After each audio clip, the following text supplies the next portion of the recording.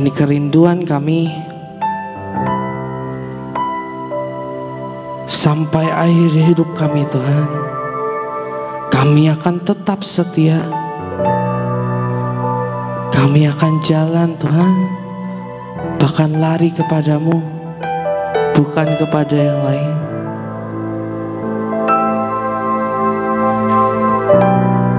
Biar Engkau malam ini beracara.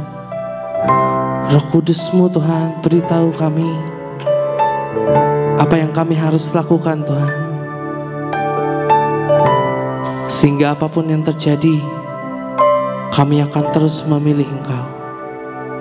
Terima kasih Tuhan. Hanya di dalam nama Tuhan Yesus kami berdoa dan mengucap syukur. Semuanya katakan amin. Shalom semuanya. Boleh kembali ke tempat duduk. Oke. Sebelum kita mulai ya, saya mau ice breaking dulu deh, ice breaking supaya nggak terlalu tegang gitu. Oke, udah kembali ke tempat duduk bukan berarti duduk. Ayo semuanya bangkit berdiri, ayo. Ayo kita mau main game singkat yang banyak banget yang udah tahu pastinya. Namanya Yesus. Cek. Oke. Namanya Yesus berkata. Ada yang tahu? Ada yang nggak tahu? Ada yang nggak tahu? Yesus berkata? Tahu semua ya? Oke? Tahu semua? Kita tes. Oke, yuk. Yesus berkata duduk. Yesus berkata berdiri. Lompat. Wih, pintar-pintar semua. Oke. Udah pada ngerti ya? Ngerti semua? Ngerti. Oke. Yesus berkata, sebelah kanan saya lompat.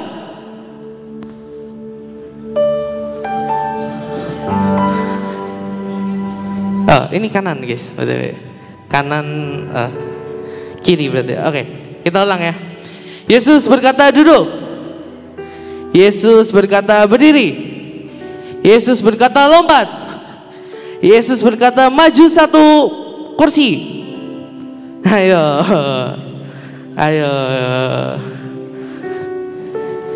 Oke, Yesus berkata duduk.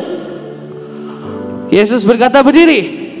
Oke, semuanya bisa duduk. Ayo siapa yang duduk? Ayo siapa? Belum kelar guys, game ya. Fokus. Ayo. Yesus berkata, katakan shalom ke kanan kirinya minimal 5 orang.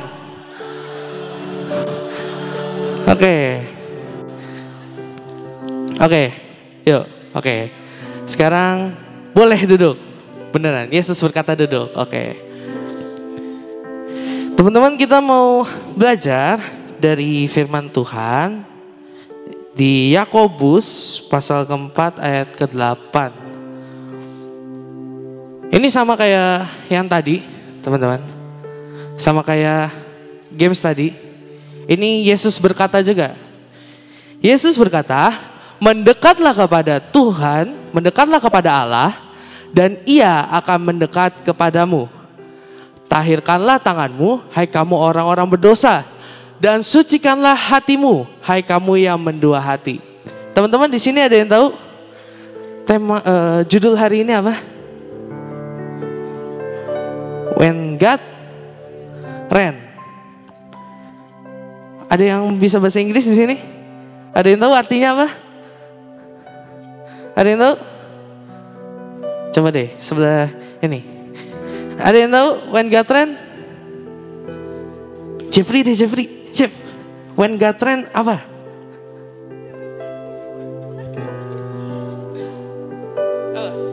When God Ran bahasa Indonesia apa? When God Ran.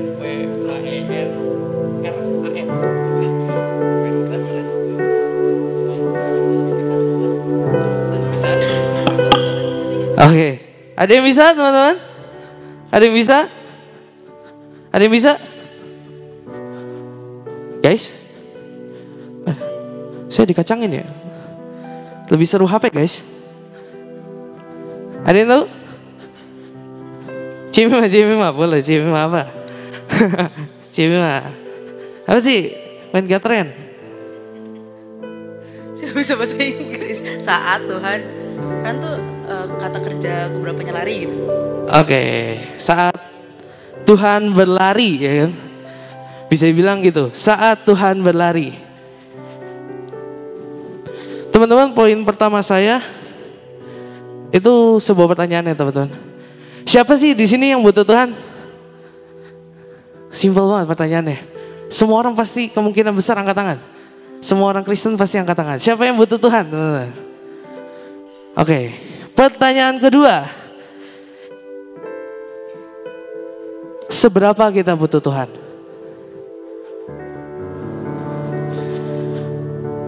Teman-teman, kalau ditanya siapa sih yang butuh Tuhan? Pasti kita jawab, ya semua orang butuh Tuhan. Apapun yang saya lakuin, saya butuh Tuhan. Tapi pertanyaannya, seberapa sih kita libatin Tuhan dalam kehidupan kita? Seberapa sih kita mau kasih waktu kita buat Tuhan? Seberapa sih kita kasih kesempatan buat Tuhan pimpin kita? Biar ini jadi introspeksi diri sendiri aja. Kira-kira dalam satu hari aja, berapa banyak kegiatan yang kita tuh ngelibatin Tuhan sih? Apakah cuma waktu kita saat teduh, kita baru cari Tuhan? Atau mungkin kalau misalnya kita ibadah, kita cari Tuhan? Atau bahkan kita mau makan apa aja kita nanya, Tuhan enaknya makan apa ya gitu.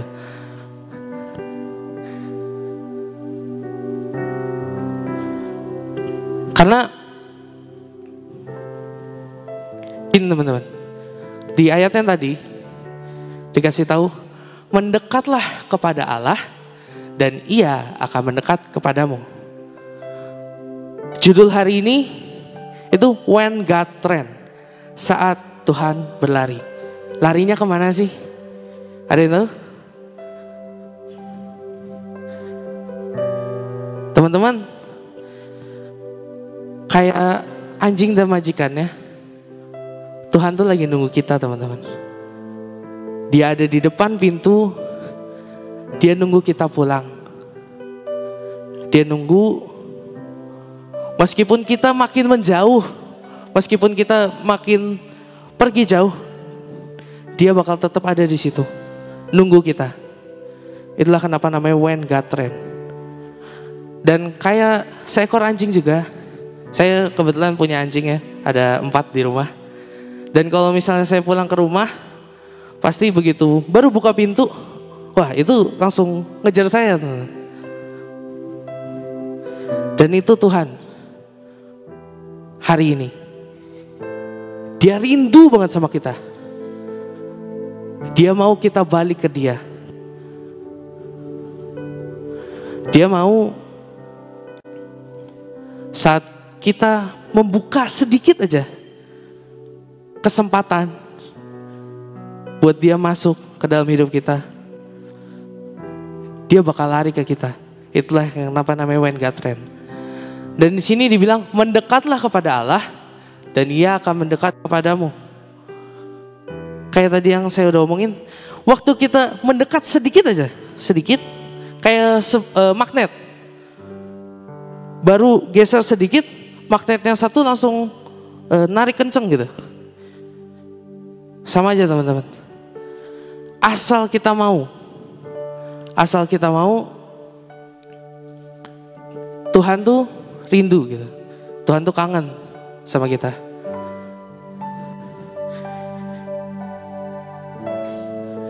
Saya ada beberapa pertanyaan lagi. Ini pertanyaan saya dapat dari Konat, kalau pada tahu ya. Pertanyaannya tadinya buat saya biasa aja gitu. Tapi setelah saya pikir baik-baik, ini pertanyaan bagus banget loh. Pertanyaannya gini, gimana hubungan kamu sama Tuhan hari ini?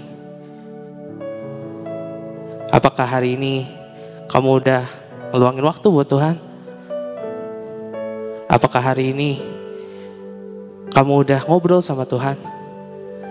Apakah hari ini kamu belum ngapa-ngapain sama Tuhan? Bahkan ngomong mau aja tuh enggak gitu.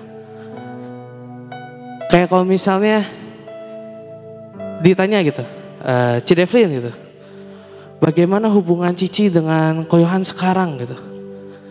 Kan pasti bisa jawab gitu. Karena Cidevlin kenal Koyohan, jadi bisa jawab. Karena ada hubungan antara Cidevlin dengan Koyohan. Dan pertanyaannya sekarang, gimana hubungan kita sama Tuhan hari ini? Apakah kita punya hubungan yang baik sama Tuhan? Cek. Apakah kita punya hubungan yang baik sama Tuhan? Atau mungkin kita udah lupa kalau dia tuh nungguin kita. Saya mau sharing sedikit, teman-teman. Apa sih alasan kita harus kembali ke Tuhan? Beberapa tahun yang lalu, teman-teman, saya itu sempat ditunjuk sebagai ketua kerup. Ada yang tahu kerup di sini?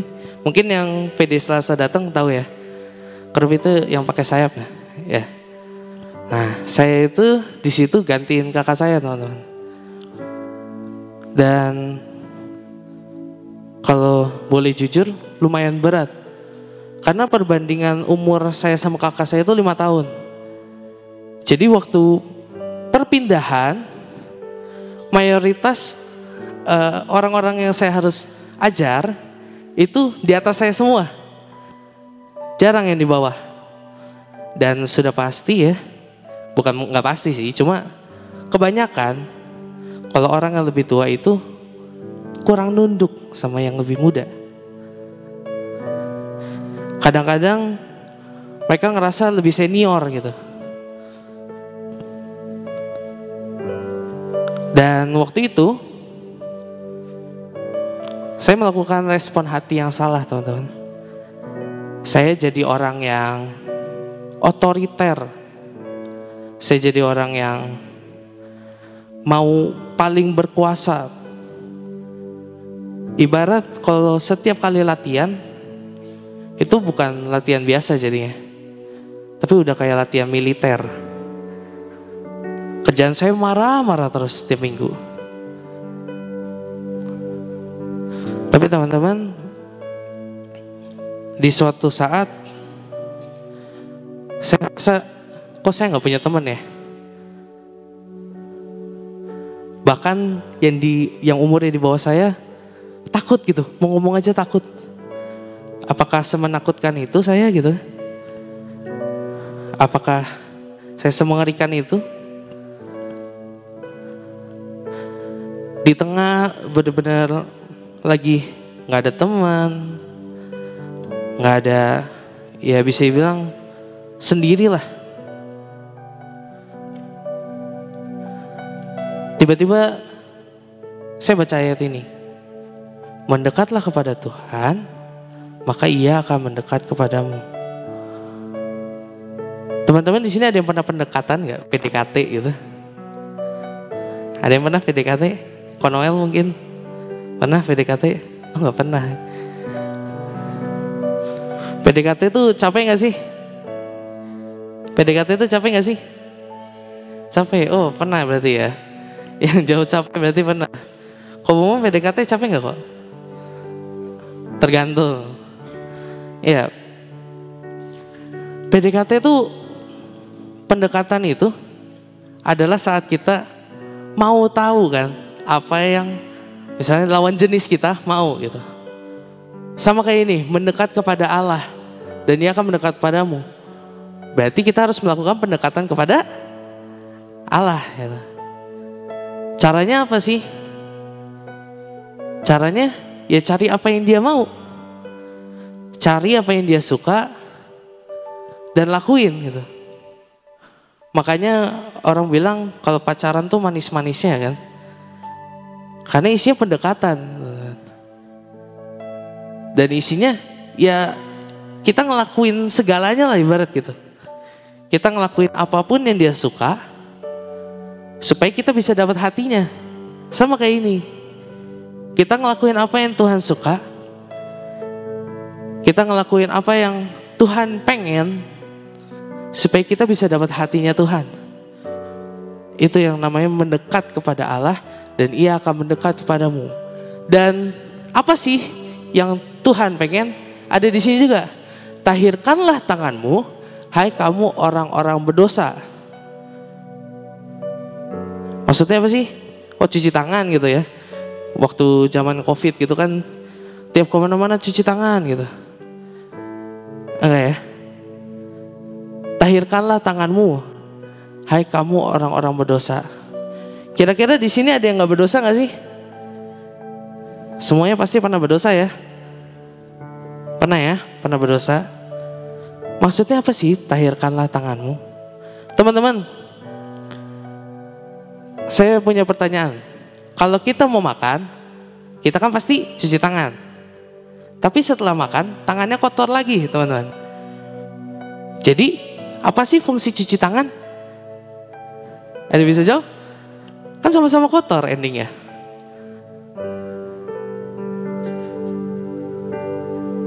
Fungsinya saat kita makan, kotoran yang sebelumnya yang nggak akan masuk ke tangan ke makanan kita gitu. Sama aja. Emang ada ya manusia yang bisa benar-benar oke, saya tidak akan berdosa lagi seumur hidup saya gitu. Saya rasa itu termasuk berdosa. Berarti dia sombong kan ya. Tapi yang maksudnya tahirkanlah tanganmu adalah seberapa kita ada, seberapa kotornya kita hari ini, kita mau minta ampun sama Tuhan. Kita mau bikin komitmen, Tuhan, apapun yang terjadi ke depannya, saya mau lepas dari dosa ini. Itu sebuah komitmen, teman-teman. Jadi kita bukan berarti kita bakal langsung kudus gitu. Tapi itu bisa jadi habit. Sama kayak cuci tangan sebelum makan, itu kan habit ya. Sama aja. Terus dibilang, dan sucikanlah hatimu, hai kamu yang mendua hati. Nah, kita mau belajar dari satu tokoh yang terkenal banget. Namanya Noel, bukan. Namanya Daud. Oke. Ya. Namanya Daud. Kita buka di Mazmur 63 ayat 1 sampai 5. Mazmur 63 ayat 1 sampai 5. Oke. Kita baca bareng-bareng ya. Kalian baca yang genap, saya baca yang ganjil. Oke. Mazmur Daud ketika ia ada di padang gurun Yehuda.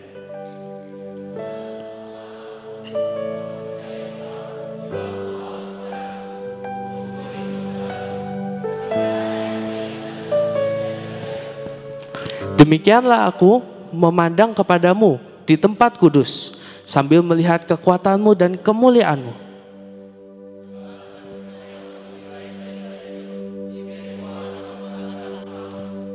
Demikianlah aku mau memuji Engkau seumur hidupku dan menaikkan tanganku demi namamu. Teman-teman, coba balik ke ayat pertama. Nah, ini Mazmurnya siapa? Daud. Di mana? Padang gurun, teman-teman. Kira-kira gini deh. Kalau misalnya kita lagi capek, habis lari aja, yang kita cari air atau uang? Air. Tapi dia di padang gurun loh, teman-teman. Yang dicari bukan air, tapi Tuhan. Ini menarik karena jadi di padang gurun Yehuda ini itu salah satu tempat pelariannya Daud dari Saul. Di tengah titik terendah dalam hidupnya, di titik di mana dia nggak bisa pergi kemana-mana, dia ditolak di mana-mana, dan Daud nulis Mazmur ini, teman-teman. Coba di ayat kedua coba. Ya Allah, Engkaulah Allahku, aku mencari Engkau. Jiwaku haus kepadamu, tubuhku rindu kepadamu, seperti tanah yang kering dan tandus tiada berair. Saat kita ada di titik terendah dalam hidup kita, saat kita ngerasa banyak banget masalah dalam hidup, apa sih yang kita cari? Apa kita cari Tuhan? Atau kita cari jawaban? Atau kita cari bantuan? Ayat yang ketiga, demikianlah aku memandang kepadamu di tempat kudus sambil melihat kekuatanmu dan kemuliaanmu. Next. Sebab kasih setiamu lebih baik daripada hidup. Ini saya mau tekenin, sebab kasih setiamu lebih baik daripada hidup. Apakah saat kita lagi dalam masalah yang besar, saat kita lagi sibuk kemana-mana, apakah kita berpikir ini, kasih setia Tuhan itu lebih baik daripada hidup? Hidup di sini bukan berarti hidup dan mati sebagai manusia ya, sebagai tubuh. Tapi hidup di sini tuh kayak apa yang kita suka, apa yang keinginan kita, apa pelarian kita. Kayak yang minggu kemarin, ada yang masih ingat namanya apa? Temanya safe place, tempat pelarian, tempat di mana kita merasa aman, kita merasa nyaman.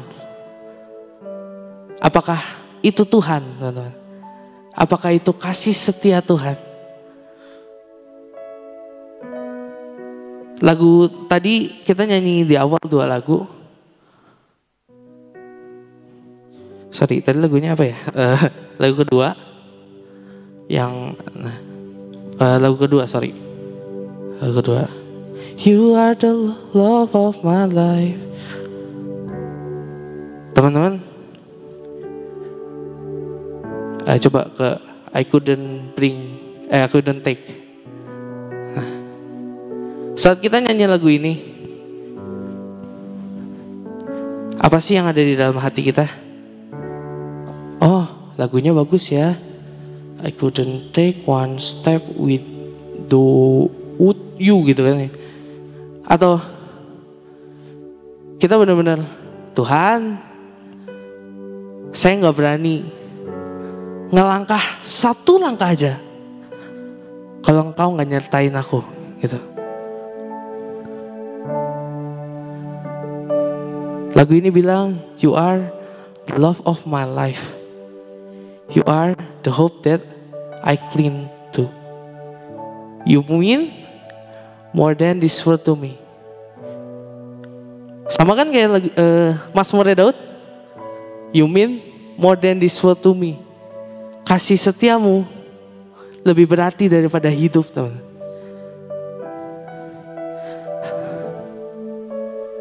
Yuk hari ini saya ajak sekali lagi, jangan tunggu Tuhan lari sama kita. Jangan tunggu Tuhan lari ke kita maksudnya. Tapi mau gak saya ajak kita lari ke Tuhan. Setelah kita tahu apa sih alasannya? Alasannya apa sih? Kenapa kita harus lari sama Tuhan? Kenapa kita harus lari sama Tuhan dan caranya apa? Caranya gimana buat kita mendekat sama Tuhan?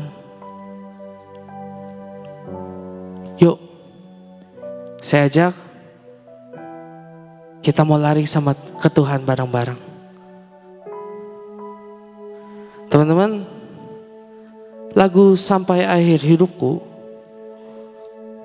dari awal dia bilang, Bapa, Engkau mengenalku lebih dari siapapun. Dari kita lahir, dari kita masih di kandungan, Even Tuhan yang menenun kita kan. Dan gak ada yang bisa melebihi pencipta gitu. Yang tahu barangnya ya pasti penciptanya gitu. Penciptanya pasti tahu tujuan barang ini diciptakan, tujuan suatu barang diciptakan, dan berapa masanya. Pertanyaannya, saat kita tahu Tuhan pencipta kita, mau gak kita tanya ke Tuhan, Tuhan tujuan saya apa ya?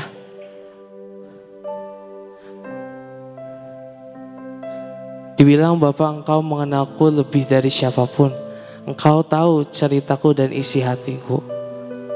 Tak peduli masa lalu, Engkau tetap memilihku. Ubahkanku, sempurnakan, jadi karya yang indah.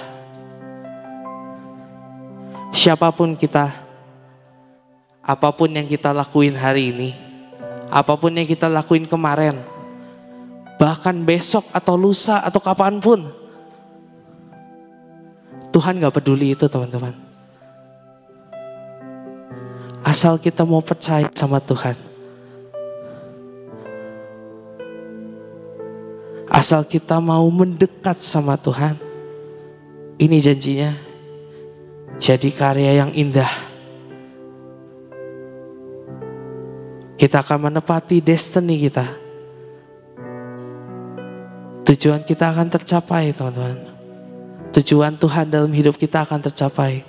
Asalkan kita mau. Simple, asalkan kita mau.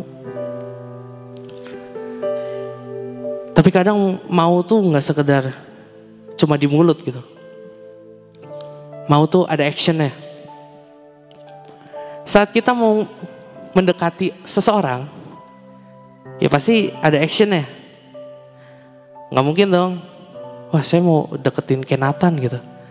Tapi ya udah bodo amat. Gitu. Pasti kita cari tahu.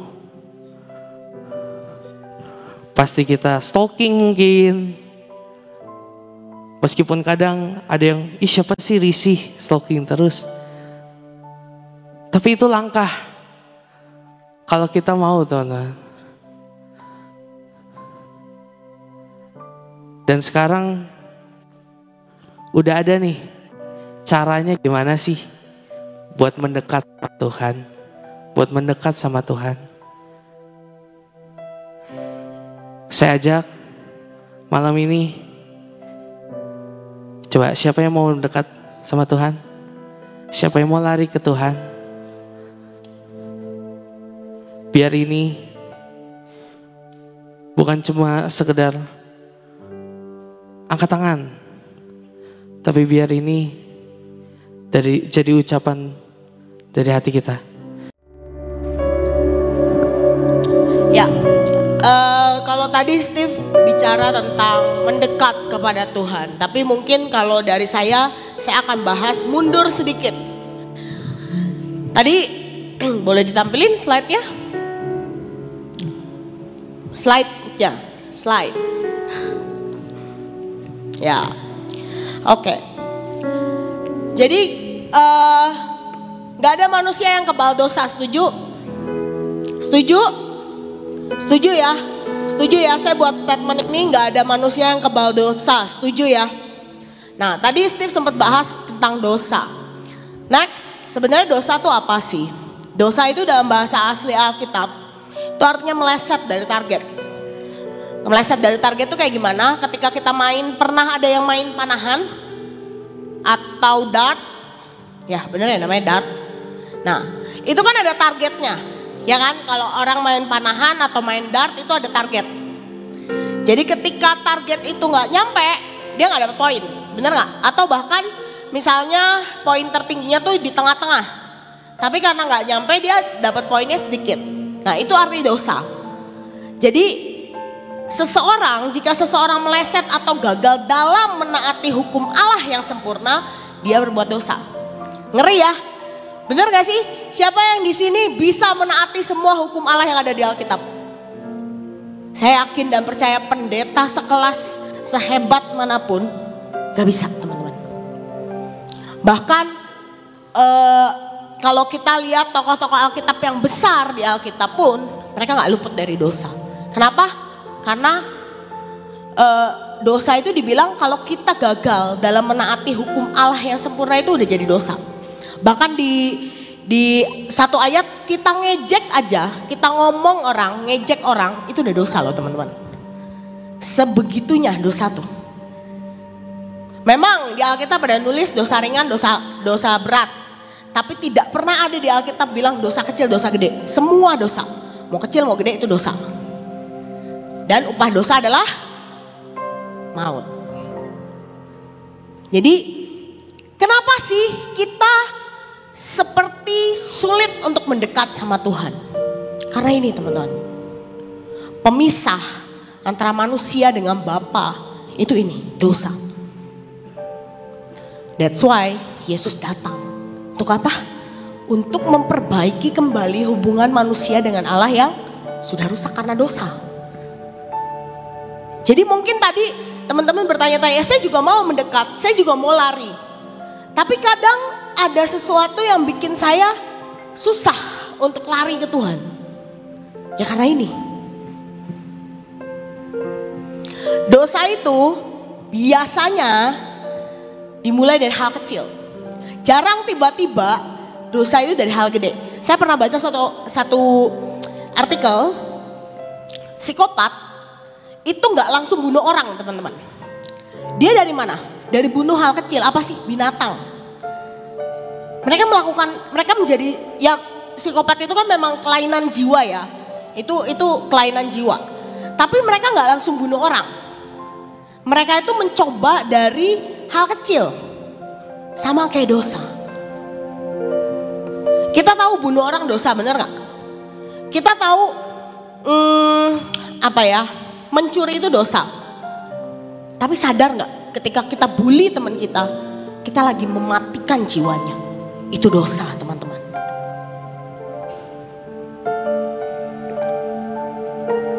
Sadar gak ketika engkau nyontek, engkau lagi mencuri jawaban temanmu dan itu dosa.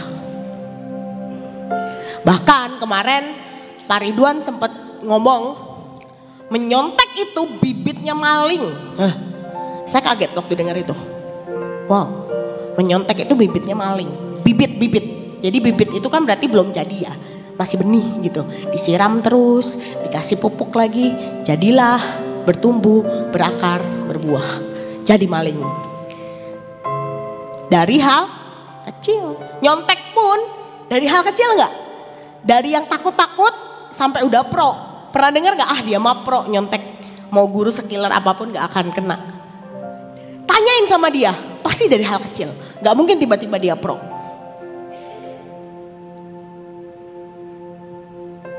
Jadi hari ini teman-teman, saya cuma mau kasih tahu bahwa dosa itu yang menjadi penghalang hubungan kita sama Tuhan. Yang menjadi penghalang kita gak bisa dekat sama Tuhan.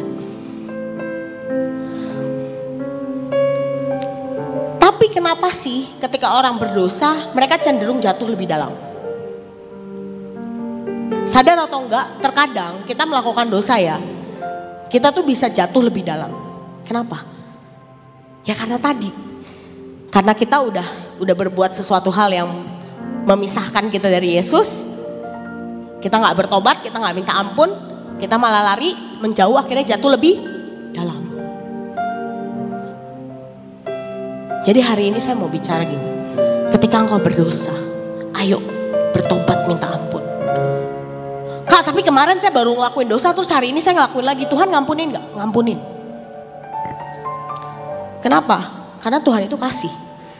Jadi kalau Tuhan berhenti mengampuni, dia berhenti jadi Tuhan. Kak, tapi saya tuh baru sejam yang lalu minta ampun, terus saya dosa lagi, diampunin gak? Diampuni teman-teman. Karena pada dasarnya memang gak ada manusia yang kebal dosa. Dan gak ada manusia yang bisa menaati hukum Allah yang sempurna. Sulit teman-teman. Makanya ada yang namanya kasih karunia. Tapi Bukan berarti terus, oh ya udah saya berbuat dosa aja, nanti diampuni. Oh enggak. Tetap gini, tetap ada konsekuensi dari setiap tindakan kita teman-teman. Dari setiap perbuatan dosa yang kita lakukan tuh ada konsekuensinya. Jadi Tuhan itu adil. Jadi ketika engkau berdosa, ya tetap ada konsekuensi yang harus kita tanggung atas dosa yang kita perbuat. Tuhan ngampunin nggak? Ngampunin. Tapi tetap ada konsekuensi itu yang harus kita tanggung. Terserah mau nanggung itu terus menerus atau mau lepas dari itu. Next. Ya, kabar baik.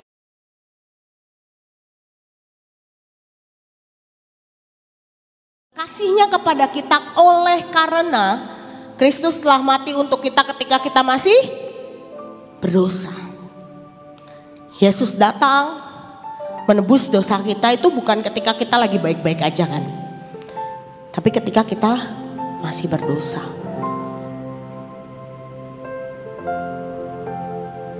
Jadi hari ini teman-teman, tadi di lagu tadi juga bilang, my sin was great, your love was greater.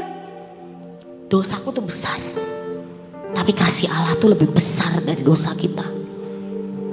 Jadi hari ini ketika engkau berdosa, ayo lari sama Tuhan. Jangan makin menjauh, tapi ayo mendekat. Tapi aku kotor. Tuhan benci dosanya, tapi Tuhan gak benci kita. Kalau kita baca ya, pelayanannya Yesus di Alkitab, di Injil, Matius, Markus, Lukas, Yohanes. Pernah gak Tuhan, ada satu kisah Tuhan mampir misalnya ke rumah orang yang benar. Tapi apa yang Yesus lakukan? Dia banyak melayani orang yang berdosa. Orang yang justru orang tuh gak mau deket-deket. Ya pemungut cukai. Ya apalagi? Ya pelacur. Apalagi? Banyak. Sampai orang Farisi pun akhirnya bilang Yesus tuh bukan Tuhan. Karena kalau dia Tuhan dia gak akan sama orang-orang itu.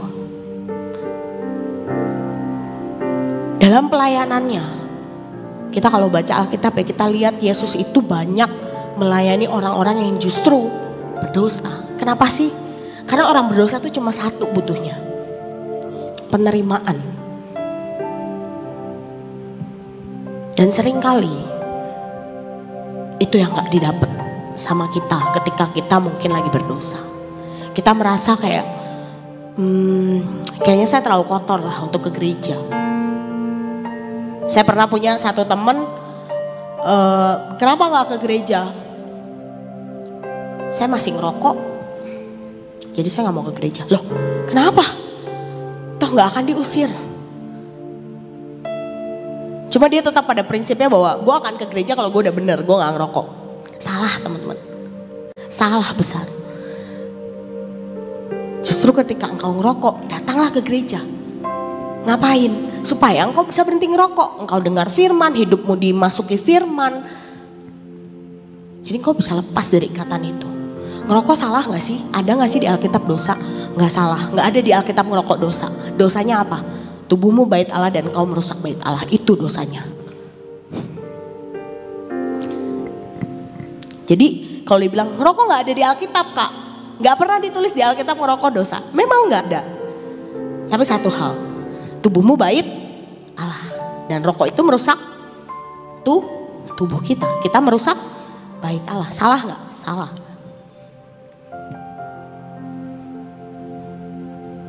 Tapi saya lagi gak mau menghakimi yang rokok.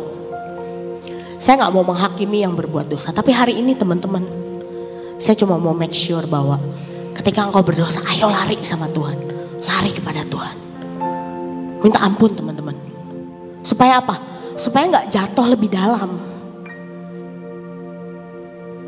Supaya gak dari ngerokok, kamu jadi pecandu, lalu kamu coba narkoba. Rokok itu gerbangnya narkoba loh. Ketika engkau mulai buka-buka situs yang gak bener, kau tahu itu salah.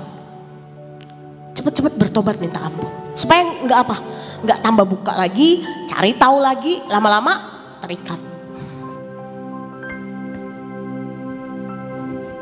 Karena seringkali kita nih ya, gak mau lari cepet-cepet ke Tuhan karena takut. Rasanya tuh apa ya, iblis tuh mengintimidasi hidupmu gitu loh. Untuk bikin engkau kan dosa, engkau kan ngerokok, engkau kan nonton video yang gak bener, engkau kan ngebully temenmu, engkau kan masih suka nyontek, ngapain ke gereja misalnya, ngapain ke LG. Nah, suara-suara itu yang akhirnya membuat kita makin jauh, makin jatuh. Nggak baca Alkitab lagi. Mungkin kau baca Alkitab terus setiap baca Alkitab ada suara yang ngomong, ngapain baca Alkitab, besok juga kamu nyontek lagi misalnya gitu. Kau tahu Kak, sungguh teman-teman itu terjadi pada hidup saya. Ketika saya melakukan dosa, saya baca Alkitab loh. Tapi suara itu menghantui. Ngapain baca Alkitab, besok juga kamu bikin dosa lagi. Ngapain baca Alkitab, besok kamu juga bantah orang tuamu lagi. Hal itu yang akhirnya membuat kita, benar juga ya. Benar juga ya. Iya juga ya. Sampai akhirnya yang tadinya rajin baca Alkitab, bolong sehari, bolong 2 hari, bolong setahun, bolong 2 tahun, dan akhirnya gak pernah baca lagi. Ya itu tujuannya teman-teman. Itu tujuannya untuk engkau jauh. So hari ini, saya gak bilang dosa besar, dosa kecil. Apapun yang kesalahan, apapun hal yang tidak baik yang kau bikin, cepat-cepat datang kepada Tuhan, bertobat minta ampun. Karena cuma itu jalan untuk engkau gak makin terpuruk, untuk engkau gak makin jatuh. Next. Ya. Di Lukas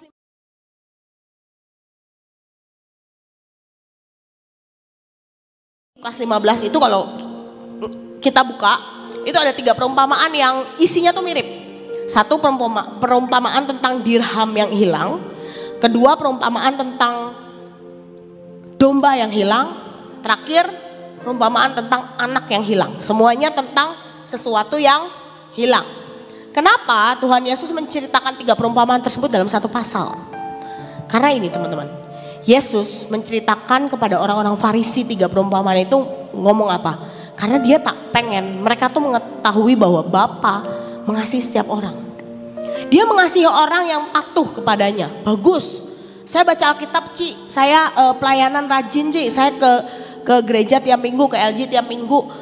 Pokoknya saya melakukan kegiatan rohani dengan rajin. Bagus. Tapi satu hal, Tuhan, dia juga mengasihi para pendosa. Dan dia ingin para pendosa bertobat dan kembali kepadanya. Kenapa hari-hari itu orang Farisi benci banget sama Yesus? Gak suka gitu. Karena apa? Ya karena ini. Karena Yesus itu mengasihi pendosa. Yang mereka pikir pendosa tuh harusnya jangan dideketin. Dijauhin aja, disingkirin kalau bisa. Karena dia sampah masyarakat. Dia nggak berhak untuk hidup, dia nggak berhak untuk ada di deket-deket kita yang baik-baik ini. Orang Farisi itu seperti itu. Jadi mengapa orang berdosa? Makanya akhirnya mereka menjadi makin berdosa karena itu penghakiman teman-teman. Padahal mereka butuh penerimaan bukan penghakiman. Banyak terjadi di gereja, banyak terjadi di komunitasnya nggak lagi menghakimi, tapi itu tuh realnya teman-teman. Seringkali kita nih merasa paling, saya sudah pelayanan, saya ketua sel group, saya koordinator apa misalnya.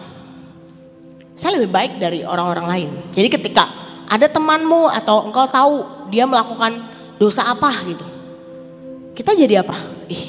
Gitu amat sih, udah pelayanan tapi masih kayak gitu misalnya.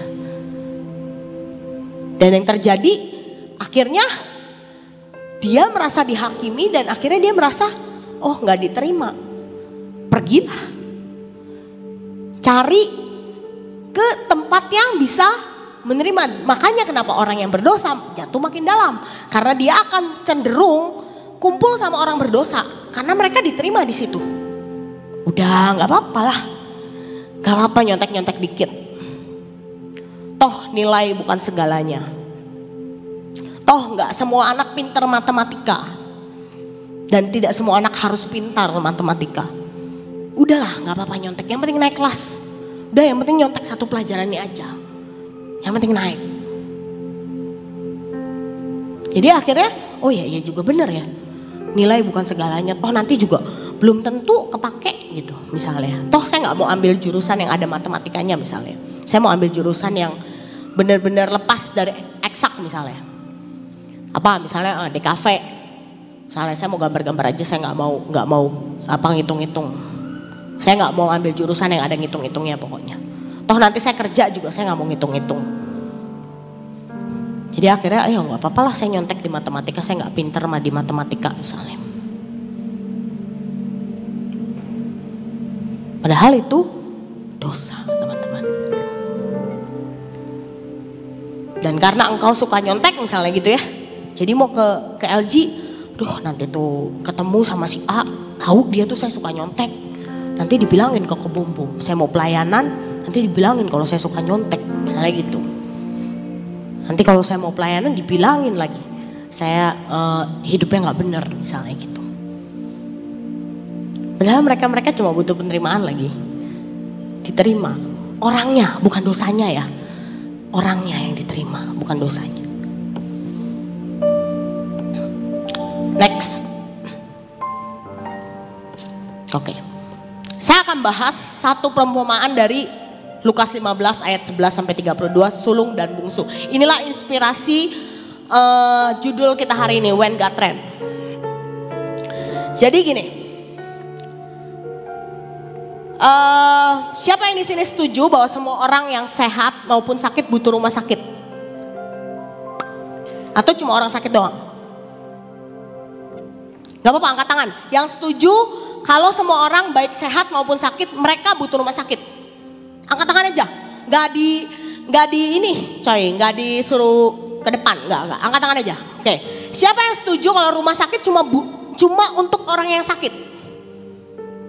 Oke. Yang lain? Abstain. Saya gak mau ikut-ikutan. Saya netral misalnya gitu. Teman-teman, rumah sakit itu apa ya, dibutuhkan oleh semua orang. Kok bisa? Kenapa orang sehat butuh ke rumah sakit? Butuh check up. Beneran sehat atau hanya terlihat sehat? Ya kan? Butuh check up nggak? Butuh. Mungkin ada yang beberapa yang kayak, kan kalau di iklan tuh dokter gigi misalnya, rutinlah ke dokter gigi 6 bulan sekali. Padahal 6 bulan belum tentu sakit gigi kan. Tapi kebanyakan dari kita ke dokter gigi kalau sakit gigi. Tapi anjurannya datanglah ke dokter gigi tiap 6 bulan sekali untuk dicek apakah gigimu benar-benar sehat atau ternyata ada bolong kecil.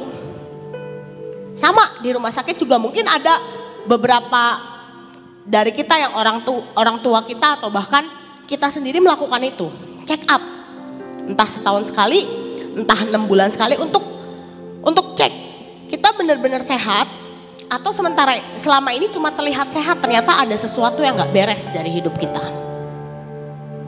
Tapi di rumah sakit itu, apalagi di IGD, yang dilayani adalah yang datang pertama atau yang paling gawat.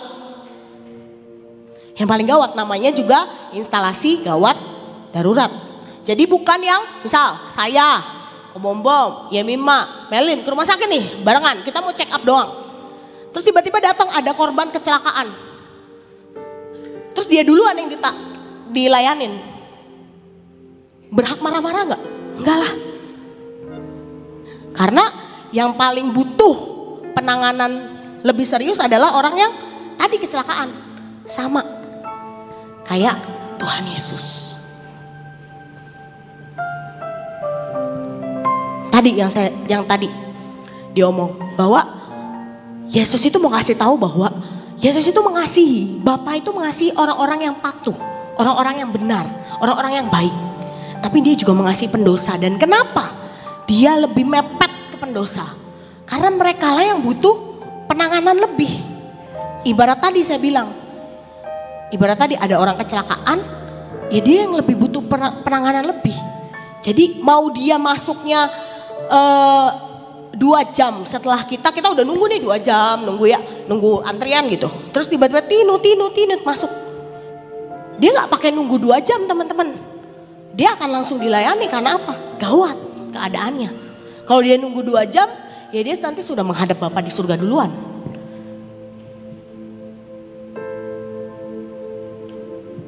Paham sampai sini teman-teman?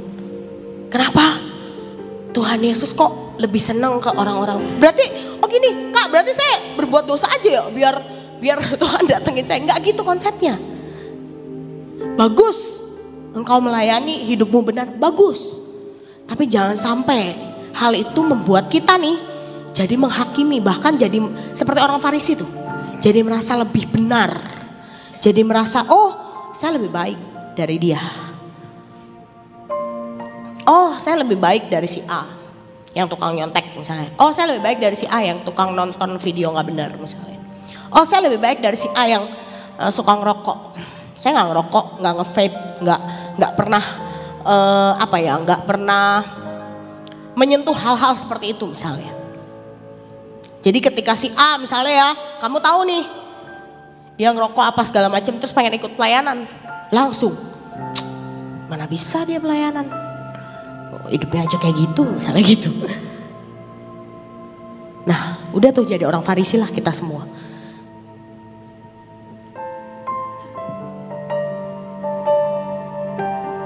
Jadi hari ini seberapa dari kita ya, gini ya teman-teman, kita semua tuh butuh yang namanya di-charge, wadah untuk kita di-charge. Wadahnya tuh bisa berupa apa? Berupa komunitas, berupa CG, berupa ibadah. Itu tuh satu wadah untuk kita nge-charge. Gereja itu bukan tempat untuk orang-orang benar, saya mau kasih tahu. Bahkan ada satu anak, mamahnya cerita ngomong gini, ke mamahnya ngomong, di gereja tuh penuh orang munafik. Saya ngomong sama mamanya, ya nggak sepenuhnya salah sih Ci, saya bilang.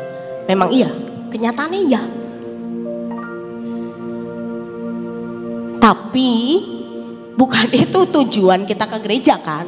Maksudnya bukan itu tujuan kita datang ke gereja kan? Tujuannya apa sih? Ya mau ketemu Tuhan, mau hidup lebih baik. Siapa tahu dengan engkau ke gereja, engkau bisa sedikit-sedikit mengurangi keterikatanmu terhadap dosa.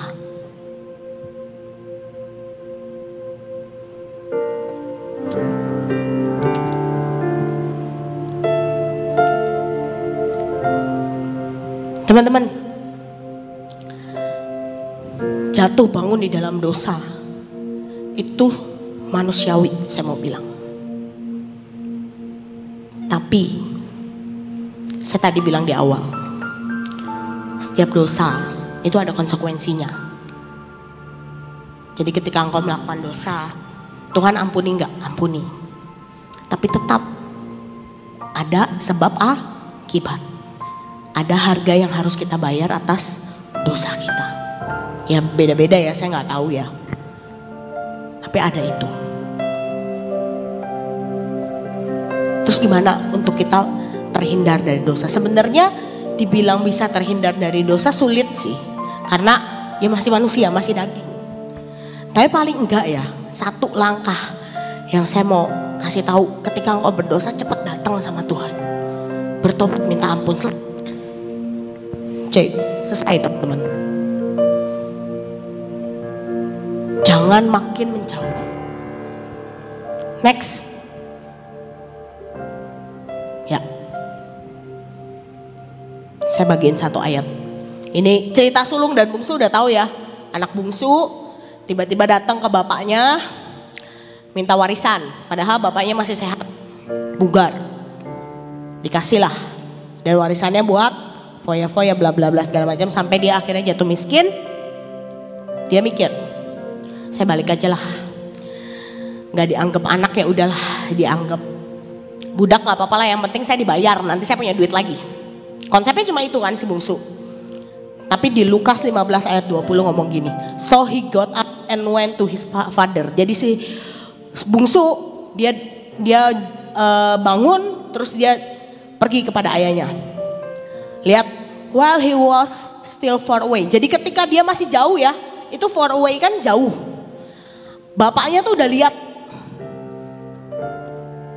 Dan apa yang terjadi? Apakah bapaknya, sana pergi. Gak ada. Pergi kamu, tadi udah minta warisan, udah pergi. Enggak. Hari itu bapaknya lari samperin dia. Peluk dia dan cium dia. For your info, dia baru habis dari kandang babi, bau teman-teman. Tapi dia lari. Sekarang hari ini kuncinya cuma satu. Datang teman-teman. Datang kepada Tuhan. Tadi Steve bilang, mendekatlah maka ia akan mendekat kepadamu. Hari ini engkau cuma perlu bangun bangkit, lalu datang. Dan Tuhan yang akan menghampirimu, berlari kepadamu dan memeluk engkau. Minimal kalian sama-sama lari lah. Engkau lari dan Tuhan juga lari. Karena dia sudah menunggu engkau terlalu lama.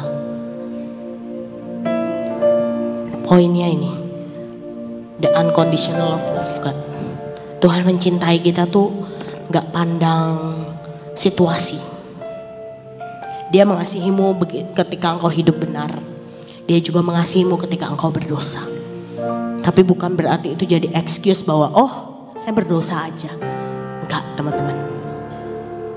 Percayalah, hidup benar jauh lebih baik daripada hidup berdosa.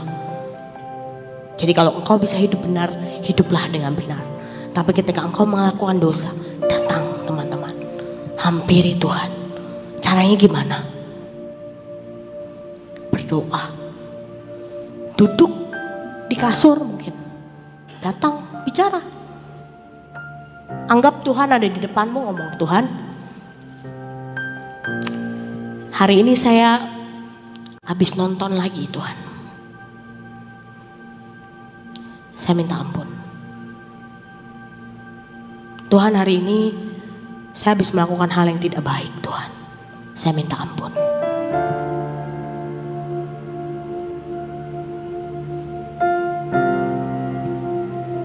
Lalu mungkin ya 5 jam kemudian kau melakukan lagi misalnya.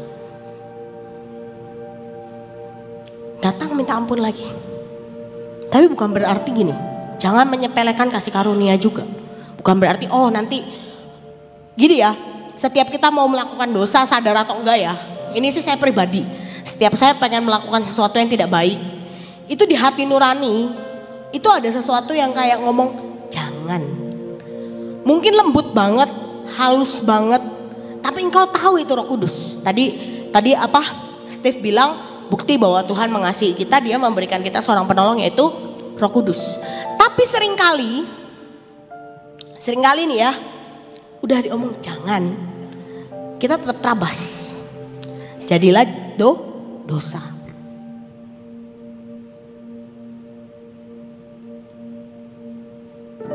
Ya udah. Jadi dosa ya udah jalan teman-teman, udah terjadi. Apa yang kau lakukan, minta ampun dan jangan mengulanginya lagi. Kalau diulangi lagi, minta ampun lagi. Terus percayalah, nanti ya kayak Tuhan akan mendidik dan mengajar engkau untuk lama-lama kita tuh bisa yang istilahnya, saya nggak bilang berapa tahun, berapa bulan, berapa hari, saya nggak tahu, itu kuasa Tuhan. Tapi yang hari ini saya mau kasih tahu, ketika engkau berbuat dosa, datang minta ampun, enough, dan jangan dilakukan lagi. Sama ketika Tuhan mendapati pelacur mau dilemparin batu sama orang-orang, Tuhan cuma ngomong apa? Siapa yang nggak berdosa lemparin duluan. Nggak ada yang lemparin kan, karena semua berdosa, bener Kak? Dan Yesus pun tidak melempari. Dan dia cuma ngomong gini, pergilah, karena aku juga tidak akan menghukum engkau. Dan jangan melakukan lagi. Itu aja pesannya. Tapi susah. Godaan itu terlalu kuat misalnya. Percayalah teman-teman, itu tuh melatih penguasaan diri kita. Ini namanya manusia ya, penuh dengan daging. Nah, makanya kenapa engkau butuh dicas? Kenapa butuh komunitas yang untuk saling membangun? Kenapa butuh sel group misalnya? Kenapa butuh baca Alkitab misalnya? Karena itu untuk ngecas apa? Ngecas roh kita. Supaya ketika roh kita yang besar, dagingmu itu makin kecil. Karena daging itu lemah. Ketika rohmu besar, istilahnya pengikutan kepada Tuhan lebih besar dari kedaginganmu, itu bisa membuat, bukan membuat kita kebal dosa teman-teman, tapi paling enggak membuat kita untuk enggak melakukan itu terus dosanya, enggak menang-menang terus. Ibarat kalau ujian nih, ujiannya itu terus remedial terus. Capek kan ya kalau remedial? Bener nggak yang anak-anak sekolah? Kalau remet capek kan? Belajar lagi. Iya kalau soalnya sama lah, soalnya beda. Belum nyampe KKM, remet lagi. Ya itu kalau engkau terus jatuh lagi, ya remedial terus sampai menang. Capek, ya capek pasti. Tapi jangan jadikan itu alasan untuk pergi dari Tuhan. Karena engkau butuh teman-teman, kita semua butuh. Percayalah, kita semua butuh Tuhan. Yang tadi Steve bilang, kita semua butuh Tuhan. Tapi seberapa kita butuh Tuhan, itu yang akan menentukan jalan hidup kita. Amin. Yuk. Ada satu video.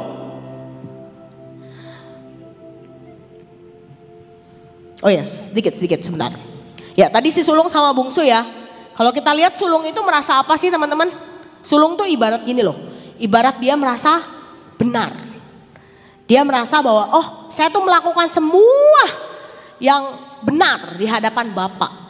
Tapi kok si bungsu mendapatkan perilaku istimewa. Dan akhirnya dia menjadi kecewa. Teman-teman saya mau kasih tahu gini. Kalau engkau hidup benar di dalam Tuhan, tetaplah lakukan itu. Percaya teman-teman, ada nilai plus. Meski mungkin kelihatannya tuh ya gak kelihatan gitu. Tapi percaya di mata Tuhan, engkau ada nilai plus pasti. Jangan pernah iri sama orang yang mungkin terlihat, oh dia jatuh di dalam dosa, terus tiba-tiba bangkit, Tuhan berkati luar biasa misalnya. Kok saya yang baik-baik aja nih, saya yang benar nih istilahnya, kok gak diberkati seperti dia ya. Teman-teman satu hal, jangan pernah iri. Jangan pernah iri, karena Tuhan tuh tahu porsi terbaik untuk setiap kita. Amin. Ketika engkau hidup benar, teruskan hidup benarmu. Tapi ketika engkau berdosa, lari datang sama Tuhan, minta ampun, bertobat. Amin. Yuk, boleh diputar videonya.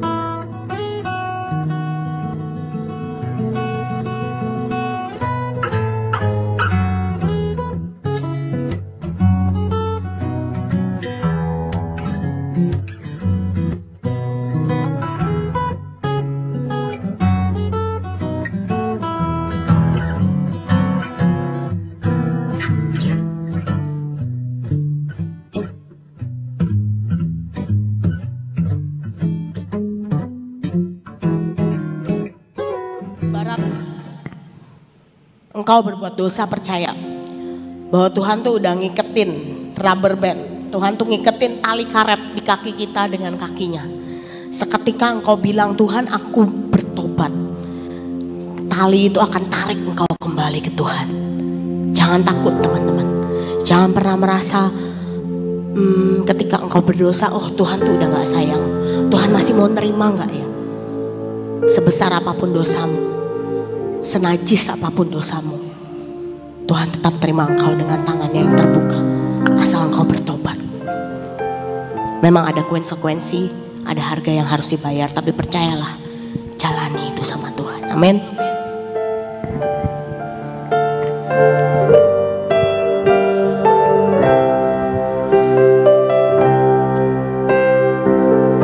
Ku kagumi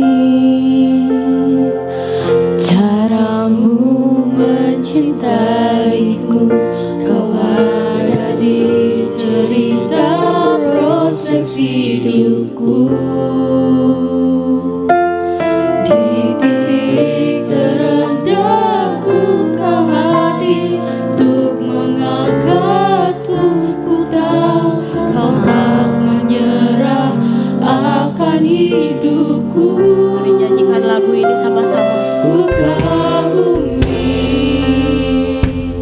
caramu mencintaiku, kau ada di cerita proses hidupku. Di titik terendahku kau hadir untuk mengangkatku. Ku tahu kau tak menyerah akan hidupku. Tak terbatas kuasamu, tak terduga caramu. Kau yang ku andalkan di setiap langkah hidupku. Tak terbatas kasih. Terima kasih untuk kasih-Mu yang tidak terbatas atas hidup kami, Tuhan. Terduga jalan. Terima kasih untuk cara-Mu yang ajaib mengangkat setiap hidup kami.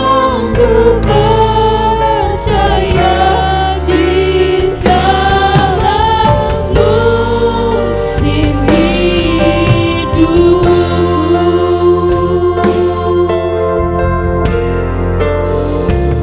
Ku kagumi caramu mencintaiku, kau ada di Mari teman-teman hari ini proses hidup. coba engkau flashback. Seberapa dalam engkau mungkin pernah jatuh dalam dosa. Saya cuma mau kasih tahu bahwa Tuhan tidak pernah menyerah atas hidupmu. Karena kasih-Nya, karena kuasa-Nya yang tidak terbatas. Tak terbatas kuasa, Terima kasih Tuhan. tak terduga caramu. Kau yang ku andalkan di setiap langkah hidupku. Tak terbatas kasih-Mu, tak terduga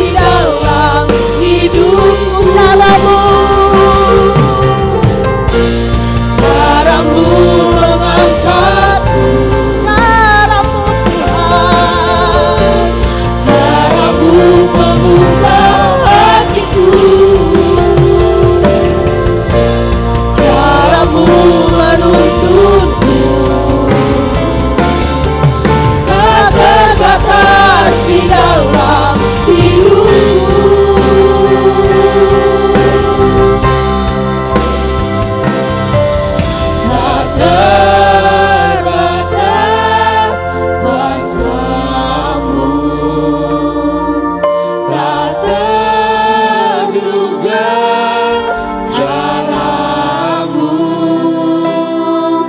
Kau yang ku andalkan di setiap langkah hidupku.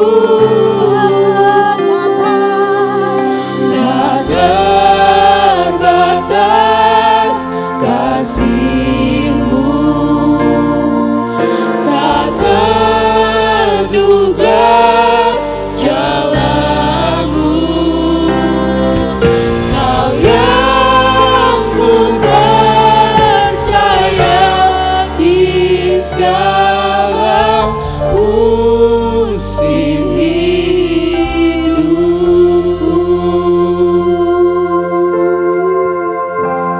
Saya nggak tahu seberapa engkau yang datang di sini. Mungkin kau merasa hidupmu baik-baik saja. Semua oke, keluarga oke, pekerjaan oke, sekolah oke, teman-teman oke, semua oke, all good.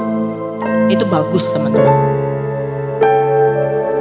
Tapi hari ini saya nggak lagi ngajarin, oh terus harus berbuat dosa, enggak. Tapi hari ini mau nggak sama-sama, engkau yang feeling good, kau yang merasa hidupmu all good. Coba ingat satu orang atau dua orang yang mungkin buat engkau menyebalkan, yang mungkin buat engkau dia nggak lebih baik hidupnya daripadamu. Kau merasa bahwa engkau lebih baik. Hari ini mau nggak kau bawa doa kepada Tuhan? Gak usah kenceng-kenceng. Saya nggak bilang engkau samperin orangnya, nggak. Tapi hari ini sebut namanya di hadapan Tuhan. Doakan dia. Mungkin saya percaya seorang remaja nakal itu ada sebab akibat. Gak tiba-tiba dia nakal. Kita gak pernah tahu apa yang terjadi di hidupnya, yang terjadi di keluarganya, yang terjadi di lingkungannya. Hari ini buat engkau yang merasa all good, hidupmu all good, semua baik. Keluargaku baik, ekonomi keluargaku baik, sekolahku baik, teman-temanku baik, relationshipku baik. Mau nggak? Hari ini engkau ingat-ingat aja satu atau dua nama temanmu atau mungkin engkau pernah kenal lah, yang kau rasa kayaknya kok nih anak ya nyebelin gitu, berbuat gak baik terus, nakal terus misalnya. Mau gak engkau bawa ke Tuhan? Doakan dia. Biar Tuhan yang ubah hatinya. Kita manusia terbatas teman-teman. Tapi kuasanya gak terbatas. Buat engkau yang hari-hari ini mungkin kau merasa aku sudah melakukan dosa yang sangat parah.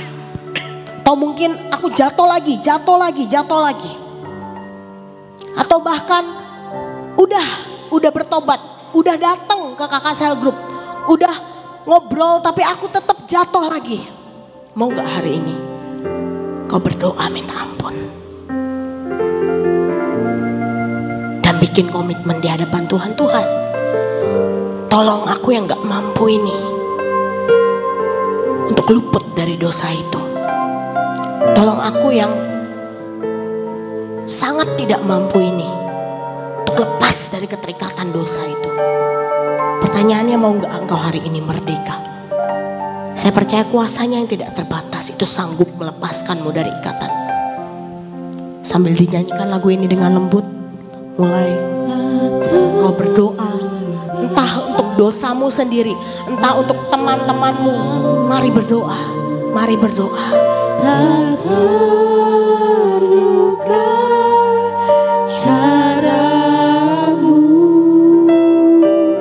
Kau yang ku andalkan di setiap langkah hidupku. Tak terbatas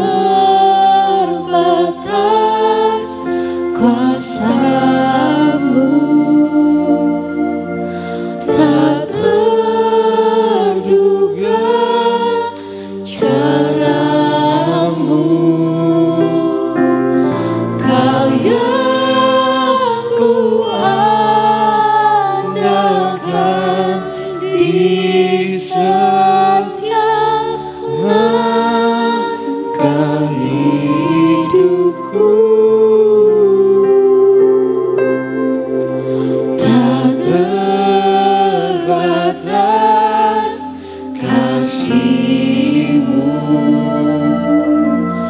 tak terduga, jalan-Mu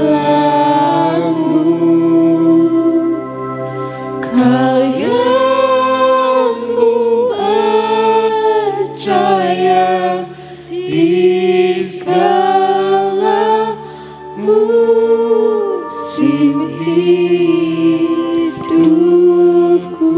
Kami membawa doa-doa kami di hadapan-Mu hari ini Tuhan. Kami tahu kami tidak sempurna. Kami tahu kami adalah orang-orang yang terbatas. Tapi kami memiliki Engkau, Tuhan yang tidak terbatas. Kami percaya setiap doa yang kami naikkan untuk teman-teman kami, setiap doa yang kami naikkan bahkan untuk pertobatan kami, kuasa-Mu, kasih-Mu Tuhan, yang tidak terbatas akan mampu untuk menembus semuanya. Lepaskan setiap kami dari keterikatan dosa. Lepaskan juga teman-teman kami yang mungkin kami bawa hari ini Tuhan. Mungkin mereka yang nakal, mungkin mereka yang tidak baik-baik saja, mungkin mereka yang terikat sama dosa. Tuhan, malam hari ini kami mau bawa di hadapan-Mu. Kami percaya Engkau dengar setiap doa kami. Biar kuasa-Mu, biar kasih-Mu yang tidak terbatas menembus setiap keterikatan itu, mematahkan setiap keterikatan, mematahkan setiap kenakalan, mematahkan Tuhan setiap yang tidak benar dari hidup kami. Kami percaya Tuhan, kami percaya Tuhan. Terima kasih Tuhan, di dalam nama Tuhan Yesus. Amin.